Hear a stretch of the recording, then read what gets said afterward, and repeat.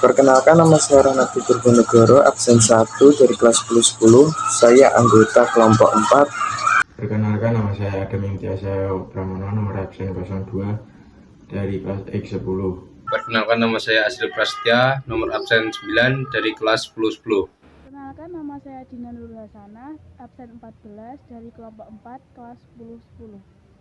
Perkenalkan, nama saya Nadia Mutiara Pratiwi, nomor absen 25 dari kelompok 4 kelas 10-10. Saya Satria Jason Ali Fernando, absen 30 kelas 10-10. Sejarah peristiwa Rengas Dengklok adalah momen paling penting dalam perjalanan menuju kemerdekaan Indonesia.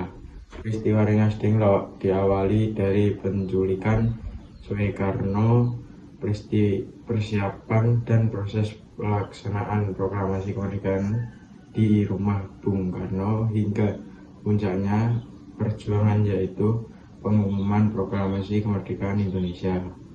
Latar belakang peristiwa Rengas Dengklok. Peristiwa Rengas Dengklok merupakan aksi penculikan terhadap Soekarno dan Muhammad Hatta yang dilakukan oleh sekelompok pemuda. Beberapa pemuda yang terlibat dalam penculikan ini antara lain Sukarni Wikana dan Khairul Saleh. Mereka semua merupakan anggota dari perkumpulan Menteng 31. Jiwa kepahlawanan mereka tergerak setelah berdiskusi dengan Ibrahim gelar Datuk Tan Malaka yang tergabung dalam gerakan bawah tanah. Pada 16 Agustus 1945, Soekarno bersama dengan Fatmawati dan Guntur Soekarno Putra yang saat itu berusia 9 bulan, serta Muhammad Hatta dibawa ke Rengas Dengklok oleh Sudanko Singgih, seorang anggota PETA dan sejumlah pemuda lainnya. Rengas Dengklok, Karawang, para pemuda mendesak Soekarno dan Hatta untuk segera memproklamasikan kemerdekaan Republik Indonesia. Para pemuda tetap mendesak Soekarno dan Hatta untuk segera mempercepat proklamasi kemerdekaan. Meskipun menghadapi desakan, Soekarno dan Hatta tetap tidak mengubah pendiriannya. Khairul Saleh dan teman-temannya yang berada di Jakarta kemudian menyusun rencana untuk merebut kekuasaan. Namun, rencana yang mereka susun tidak bisa berhasil karena tidak semua anggota PETA mendukungnya. Tujuan para pemuda membawa Soekarno dan Hatta sebenarnya memiliki maksud yang baik, yaitu agar Soekarno dan Hatta tidak terpengaruh oleh Jepang. Berita yang menyebutkan bahwa Jepang akan menyerah kepada sekutu telah terdengar. Meskipun demikian, para pemuda terus berusaha meyakinkan Soekarno dengan mengatakan bahwa Jepang telah menyerah dan para pejuang Indonesia termasuk golongan muda telah siap untuk melawan Jepang apapun resikonya. Kronologi peristiwa Rengas Dengklok. Peristiwa Rengas Dengklok adalah momen bersejarah di mana tokoh organisasi berhasil meyakinkan para pemuda untuk tidak terburu-buru dalam memproklamasikan kemerdekaan.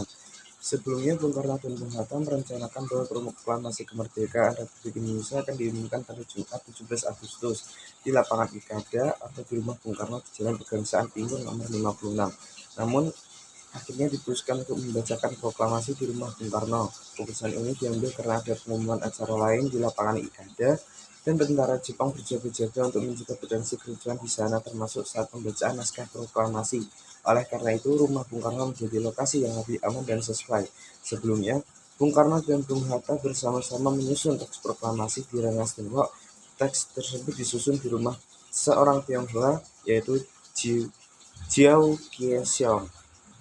Jadi pada tanggal 16 Agustus 1945, bendera merah putih sebagai bendera pusaka Indonesia sudah dikibarkan oleh para pejuang Indonesia di Rengas Dengklok sebagai persiapan menjelang proklamasi kemerdekaan Republik Indonesia. Sementara itu, para pemuda di Jakarta belum mendapatkan kabar terkini dari Rengas Dengklok.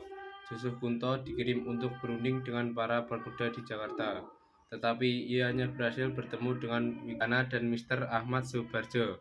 Mereka berdua berangkat ke Rengas Dengklok untuk menjemput Soekarno, Muhammad Hatta, Fatmawati, dan Guntur.